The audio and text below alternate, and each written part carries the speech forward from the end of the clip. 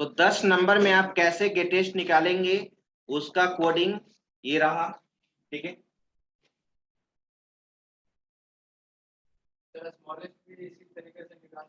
और स्मॉलेस्ट इस तरीके से आप निकालेंगे तो मुझे तो नहीं लगता है कि रिजल्ट सही आएगा। आप लोग खुद से बनाए, खुद से बनाइएगा तब ना, मुझे बता देने से क्या होगा। जैसे यही तो सोचना है कि आप जब 10 नंबर में गेटेस्ट निकालते हैं तो 10 नंबर में स्मॉलेस्ट कोई निकाल कर दिखाए।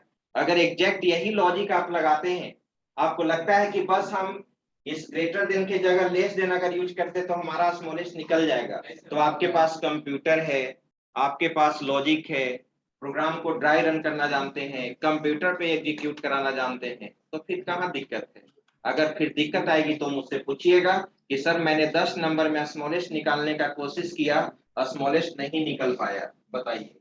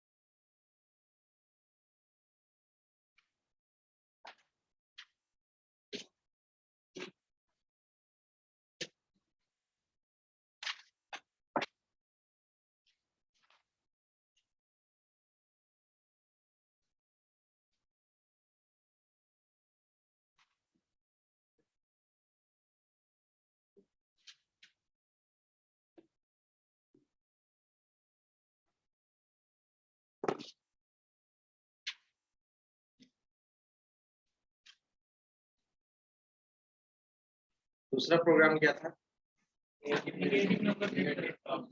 वो तो बन गया होगा, नेगेटिव के लिए तो कुछ करना ही नहीं है। Third program searching element.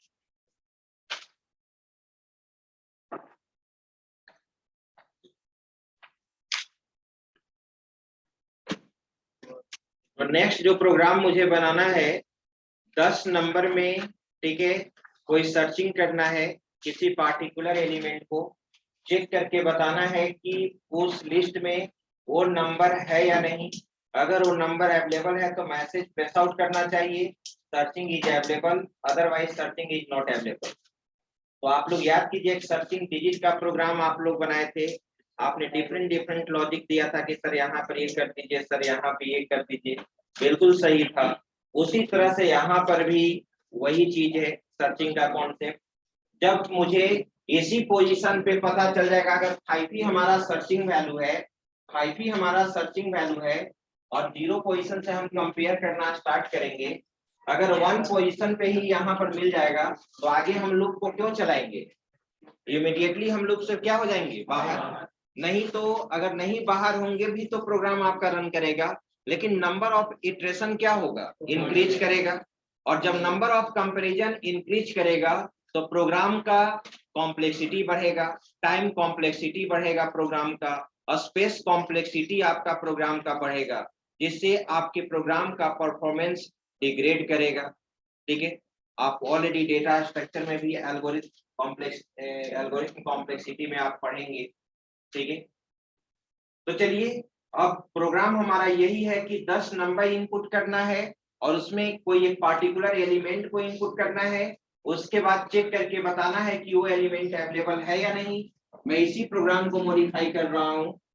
10 number input करेंगे आई लूप चलाने के लिए, और मैंने एक सर्चिंग वैल्यू के लिए मैं यहाँ पर एस वैल्यू लिया है और एक फ्लैग वेरिएबल ले लिया, और फ्लैग वेरिएबल में मैंने स्टार्टिंग में 0 डाल दिया।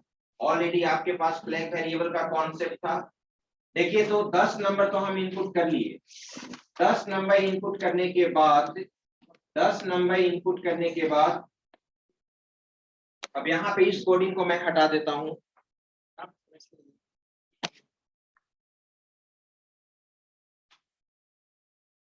अब यहाँ पे आपको सबसे पहले एक पार्टिकुलर एलिमेंट आपको इंटर करना होगा।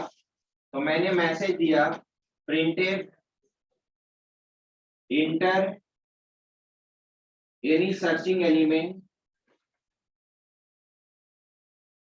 इंटर एनी सर्चिंग एलिमेंट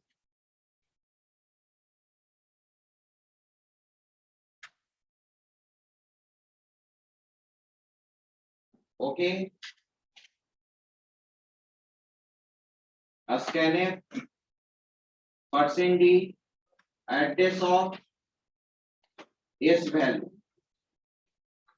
ठीक है, अब 10 नंबर बात नहीं कीजिए, 10 नंबर भी इनपुट हो चुका, सर्चिंग वैल्यू भी इनपुट हो चुका।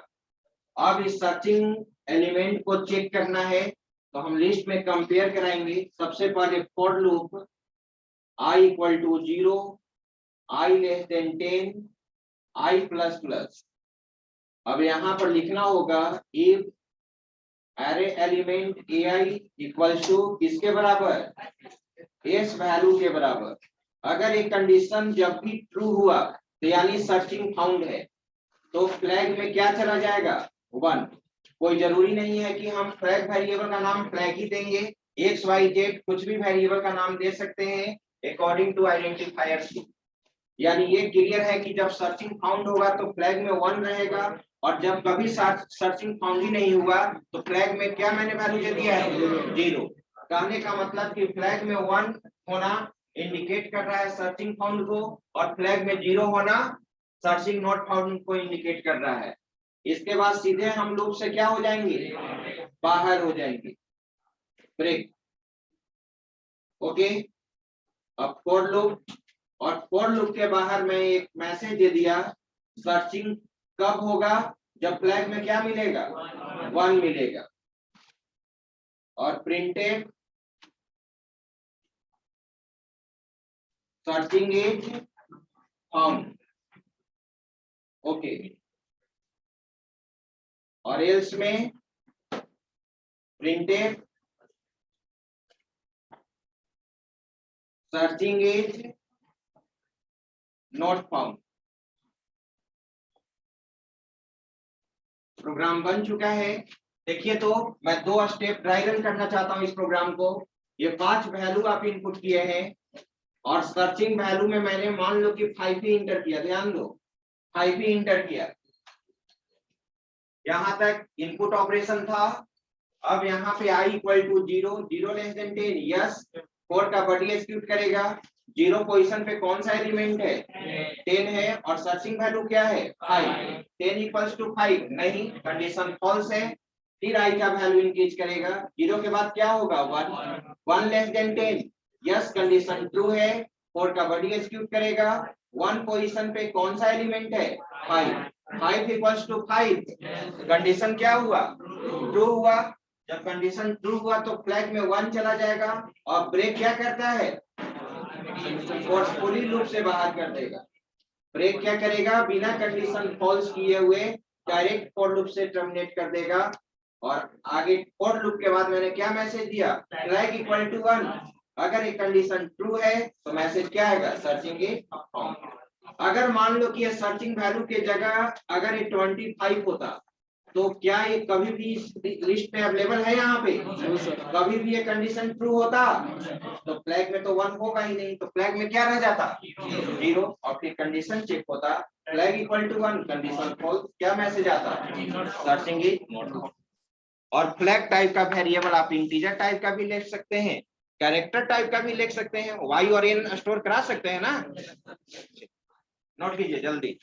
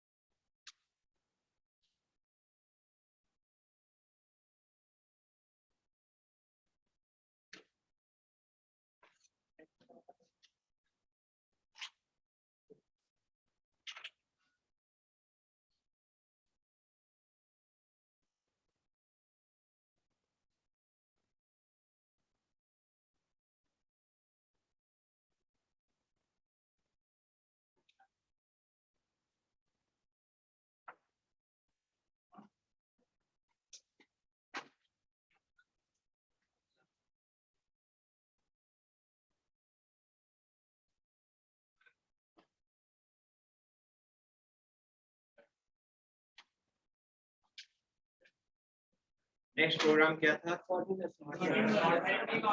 सॉर्टिंग। हाँ, देखिए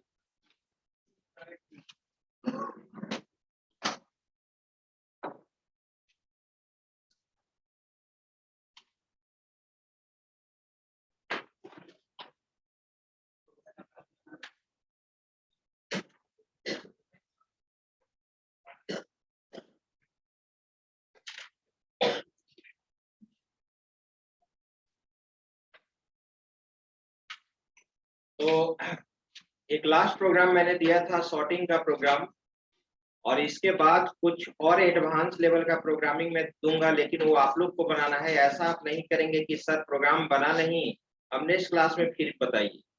इतना बहुत सारा प्रोग्राम मैंने बता दिया। अब इसी पैटर्न पे आपको लॉजिक लगाना है, बनाना है। जैसे उसने एक कहा कि सर हम चाहते हैं कि एक एरे लिस्ट है और उसमें जो भी डुप्लीकेट एलिमेंट्स है वो हमारा क्या होना चाहिए, रिमूव होना चाहिए। तो पहले आप लॉजिक सोचिए, अगर नहीं बन पाता है तो गूगल से हेल्प लीजिए। अगर गूगल के लिखा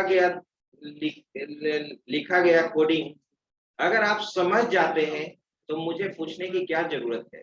मैं तो हमेशा कहता हूं कि केवल पढ़ने का सोर्स टीचर नहीं है। अगर केवल टीचर पे आप डिपेंडेंसी रहेंगे पूरी तरह से फुली डिपेंडेंट, तो फिर आप आगे कुछ भी नहीं कर पाएंगे, ये क्लियर है। बस वही लिमिटेड नॉलेज होगा।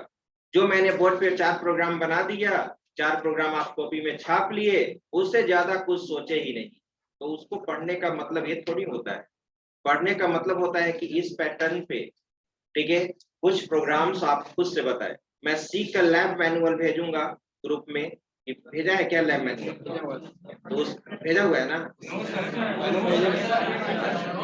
ठीक है, ठीक है। तो सी का लैब मैनुअल, ठीक है, बात नहीं, सी का लैब मैनुअल मैं ग्रुप में शेयर कर दूंगा आज। और उस लैब मैनुअल से आप प्रोग्राम्स को बनाएंगे। टॉपिक वाइज प्रोग्राम है, उसमें एरे से रिलेटेड बहुत सारा प्रोग्राम मिलेगा। फिर आगे फंक्शन पढ़िएगा तो फंक्शन से रिलेटेड बहुत सारा प्रोग्राम मिलेगा। स्ट्रक्चर से रिलेटेड बहुत सारा ये मिलेगा। ओके, चलिए। फिर आप 10 नंबर आप इनपुट किए। 10 नंबर पहले से इनपुट किया गया है, किसी न्यू पार्टिकुलर एलिमेंट को इंसर्ट करना है उसमें। वैसे आप डेटा स्ट्रक्चर में पढ़े होंगे इस तरह का प्रोग्राम। डेटा स्ट्रक्चर, एरे भी तो एक डेटा स्ट्रक्चर टूल है, ठीक है, जिसके थ्रू हम लोग क्या करते हैं, डेटा को रिप्रेजेंट कराते हैं सीक्वेंस ऑर्डर में। आप पढ़े होंगे linear data structure, non linear data structure. तो एरे हमारा क्या है, लीनियर डेटा स्ट्रक्चर है।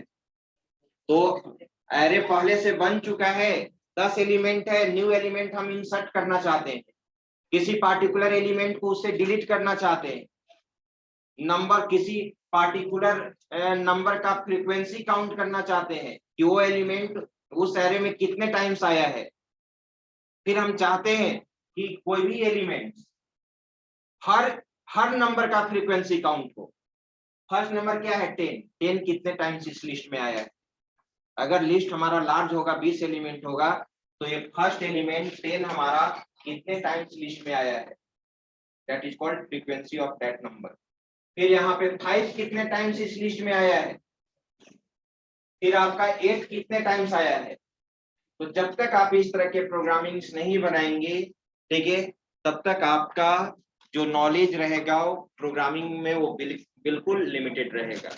हाँ, अब प्रोग्रामिंग लॉजिक लेकर आइएगा मेरे पास, जिस समय हम फ्री रहते हैं तो उस समय बता दूंगा कि हाँ यहाँ पर ये लॉजिक लगाओ। लेकिन आपको पूछने आना होगा। आप सोचिएगा कि सारा कुछ बैच में ही तो एरे का क्लास ही 15 दिन चलते रहेगा, तो बाकी सिलेबस कब कवर होगा। अगर हम सीएसएस में केवल डिजाइन ही बनाते रहें तो बाकी फिर कब पढ़ेंगे। कोई भी सब्जेक्ट ले लीजिए, किसी भी सब्जेक्ट का एंडिंग नहीं है, सब कुछ आपके स्टडी पे डिपेंड करता है। चलिए, तो एक नेक्स्ट प्रोग्राम मैं बना देता हूं लास्ट, कि 10 नंबर। कौन बोल रहा है जी टाइम हो गया, देख रहे हो ना, मुझे नहीं मालूम, किसी से आवाज आया कि टाइम हो गया। भूल कर भी ये सब वर्ड मत बोलना। मुझे कब सेशन समाप्त करना है मुझे ऑलरेडी मालूम है। और जो स्टूडेंट बोल दिया कि टाइम टाइम हो गया, ठीक है, वो भी स्टूडेंट बोल सकता है जो स्टूडेंट पढ़ने में ठीक ठाक है, नहीं तो वो भी बोल सकता है जिसको पढ़ने में मन नहीं लगता है। कुछ स्टूडेंट बना लिया क्वेश्चन, अब उसको लगेगा कि सर अब तो ये तो सब तो हम बना लिए, हमारे लिए तो अब ये बेनिफिशियल बिल्कुल नहीं। तो मुझे एक स्टूडेंट को लेकर नहीं चलना, मुझे सभी स्टूडेंट को लेकर चलना है। मुझे तो 10-12 स्टूडेंट्स प्रोग्राम दिखा दिए मुझे आज हम 2 डायमेंशनल स्टार्ट कर देते, लेकिन नहीं, मुझे लगा कि सभी स्टूडेंट से बनना चाहिए। लेकिन अब बाकी स्टूडेंट्स मेहनत करना ही नहीं चाहेंगे तो फिर कैसे? पॉसिबल है ही नहीं। बिना मेहनत वो सीख कर थोड़ी आया है, जो बनाकर दिखा रहा है आपके साथ क्लास स्टार्ट किया है। और जो लेकर बैठे होंगे कि सर मेरा तो एडमिशन ही लेट से हुआ है, क्लास ही छूट गया, तो जिंदगी भर रोते रहिए 3 साल यही चीज। अब ये सोचिए कि अब उसको कैसे कवर करें। आपके पास कोई ऑप्शन नहीं है। क्या आप सेशन को लेट करना चाह रहे थे? क्या आप ऐसा था कि हम 10+2 के बाद लेट से आप आए ही, और फिर आप एडमिशन के तो समय बोले होंगे कि सर मेरा सेशन गैप नहीं होना चाहिए, प्रीवियस सेशन में ही ले लीजिए। आप आराम से साल भर बैठ कर लेते एडमिशन। तो हर चीज का एक समय होता है और समय से हर चीज को आपको एग्जीक्यूट करना होगा। तो 10 नंबर हम लोग को इनपुट करना है, उसको क्या करना है? सॉर्ट करना है, पार्टिकुलर ऑर्डर में, असेंडिंग ऑर्डर में। मैं कुछ वेरिएबल्स को यहाँ पे हटा रहा हूं, और स्वैपिंग का लॉजिक आपको मालूम है। आप सॉर्टिंग 5-6 तरीके से कर सकते हैं, 10 तरह का सॉर्टिंग होता है जो आप डेटा स्ट्रक्चर में पढ़ेंगे। तो यहाँ पर देखो आई जे 2 लूप चलेगा यहाँ पे, और एक मैंने टेम्प ले लिया एक्स्ट्रा वेरिएबल स्वैपिंग के लिए। बस मुझे इतना ही वेरिएबल्स का काम है। ओके, 10 नंबर तो मैंने इनपुट कर लिया। अब देखो यहाँ पर लॉजिक मैं यहाँ पर लिखता हूं ताकि यहाँ पे समझाने में मुझे दिक्कत ना हो, दिखाई दे पीछे भी। मैं लॉजिक यही लगा रहा हूं, पहले लॉजिक को एक्सप्लेन कर देता हूं। ध्यान दो, 5 वैल्यू को अगर असेंडिंग ऑर्डर में सॉर्ट करना होगा तो मैं 0 पोजीशन वाले वैल्यू को नेक्स्ट सारे वैल्यू से कंपेयर करूंगा। 0 पोजीशन वाला वैल्यू 5 से कंपेयर करेगा, ठीक है।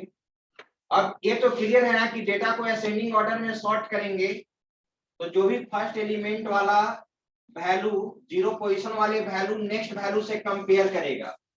जो इस लिस्ट का सबसे स्मॉलेस्ट नंबर होगा वो किस पोजीशन पे आ जाएगा? 0 पोजीशन पे। क्या फिर बाद में उसके पोजीशन को चेंज करने की जरूरत है? नहीं। फिर क्या करेंगे? जब सेकेंड टाइम आउटर लूप चलेगा तो अब 1 पोजीशन से एलिमेंट को हम लोग यहाँ पे उठाएंगे। अब 1 पोजीशन से एलिमेंट को सिलेक्ट करने के बाद इसको नेक्स्ट सारे एलिमेंट से क्या करेंगे? कंपेयर करेंगे। अब 2 के बाद जो स्मॉलेस्ट नंबर है वो इस पोजीशन पे आ जाएगा। फिर 2 पोजीशन वाले सारे नेक्स्ट वैल्यू से कंपेयर कराएंगे। यही प्रोसेस है। ओके, तो देखिए मैं यहाँ पे लॉजिक लिख रहा हूं फॉर i इक्वल टू, ये एरे में ही वैल्यू स्वैप होकर सॉर्ट हो जाएगा असेंडिंग ऑर्डर में। देखना i equal to 0, i less than 10, i plus plus.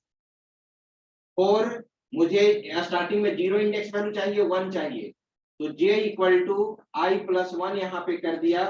i का इंडेक्स वैल्यू 0 है तो 0 प्लस 1 होगा ना, तो j में क्या चला जाएगा? 1। j लेस देन 10 और j प्लस प्लस। और मैंने यहाँ पे कंपेयर किया, if ai greater than aj, एक i का इंडेक्स वैल्यू और एक j का इंडेक्स वैल्यू। अगर एक कंडीशन ट्रू हुआ, असेंडिंग ऑर्डर में करना होगा तो ग्रेटर देन, और डिसेंडिंग ऑर्डर में करना होगा तो लेस देन। अगर एक कंडीशन ट्रू होगा तो हम एक टेम्प लेंगे एक्स्ट्रा वेरिएबल, और ai के वैल्यू को टेम्प में रख देंगे, और ai के वैल्यू में फिर किसको डाल देंगे? aj का वैल्यू, और aj में किसका वैल्यू चला जाएगा? टेम्प का। चलिए उसके बाद एरे के वैल्यू को हम क्या कर देंगे? प्रिंट करा देंगे। पहले तो मेन लॉजिक, इस लॉजिक को समझने का कोशिश कीजिए। मैं यहाँ 5 लिखा हूं तो 10 को काट कर 5 कर दिया, आप अपने कॉपी में 10 ही रखेंगे। चलिए ध्यान दिया जाए, आई है, जे है, और यहाँ पर टेम्प है।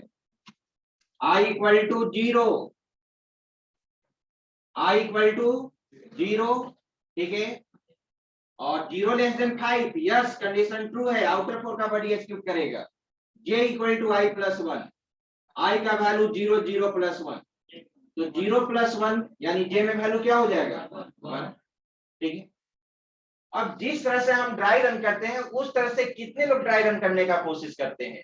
आपको लगेगा कि एक बार ड्राई रन किए, ठीक है, मतलब आगे जाकर फंस गए, फिर एक बार और ड्राई किए रन किए फिर फंस गए, आपको लगता है यार छोड़ो हटाओ ये बहुत दिक्कत वाला चीज है, नहीं होगा, तब तो आप वहीं पे हार मान लिए, तब तो आप वहीं पे हार मान लिए।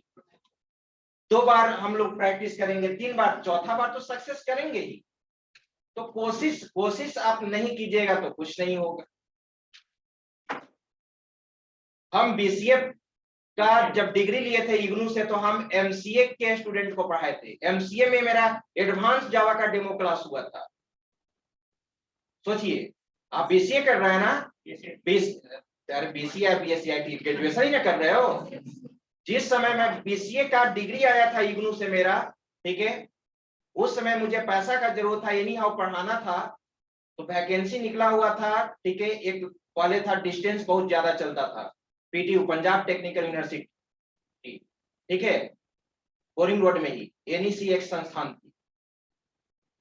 तो वहां पे मैंने डेमो दिया, एमसीए के बच्चे को पढ़ाना था, उसमें भी पढ़ाना था एडवांस जावा, ठीक है, और जावा मेरा शुरू से ही फेवरेट सब्जेक्ट रहा है। तो डेमो दिए, सिलेक्शन हुआ, एमसीए स्टूडेंट को पढ़ाए, कहाँ दिक्कत हुआ।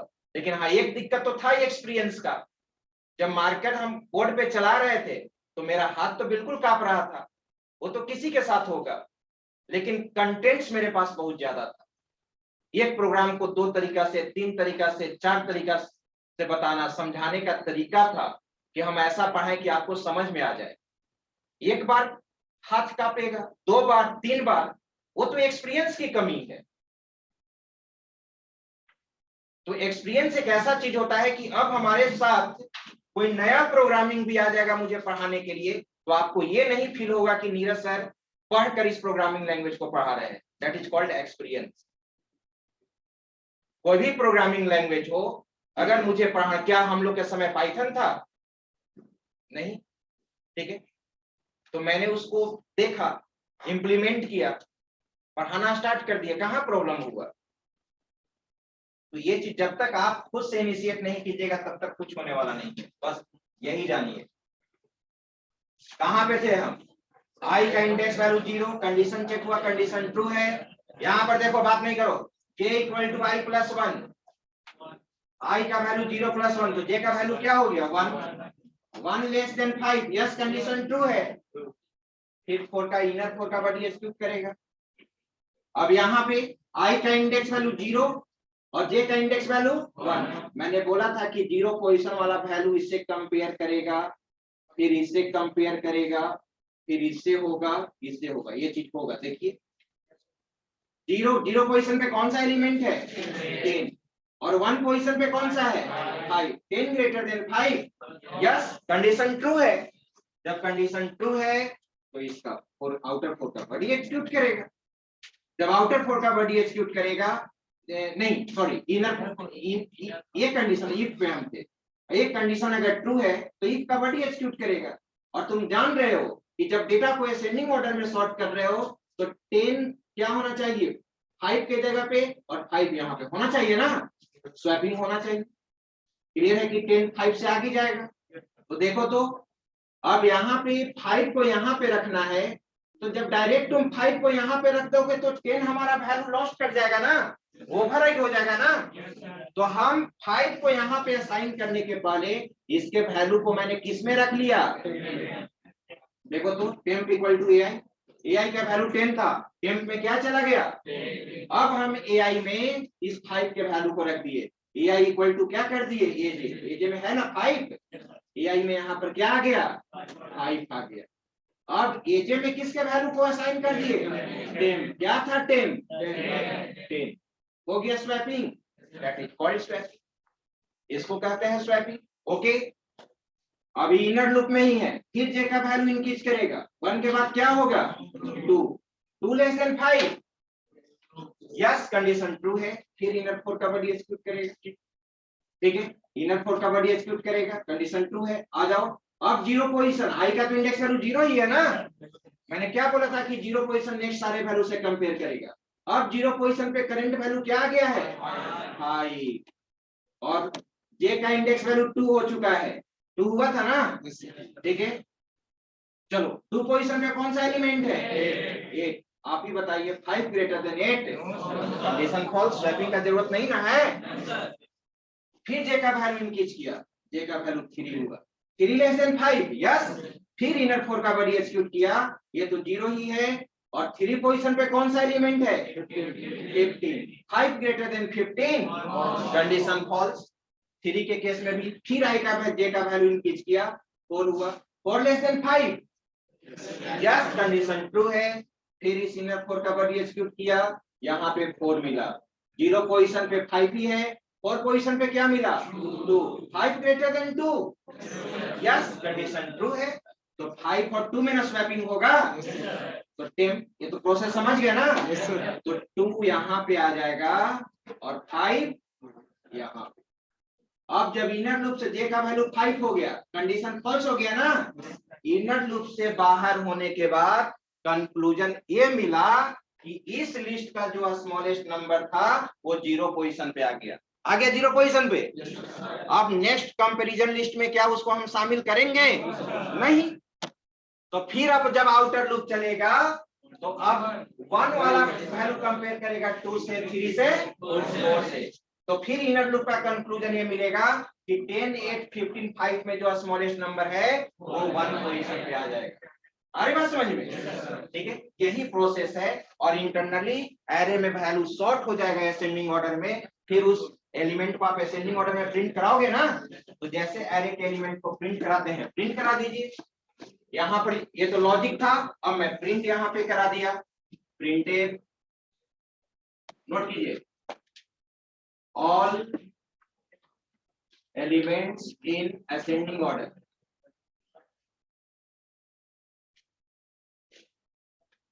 \n, okay, for loop I equal to 0, I less than 10, I plus plus, और यहाँ पे प्रिंटेड %d\t, और यहाँ पर ai के वैल्यू को प्रिंट करा।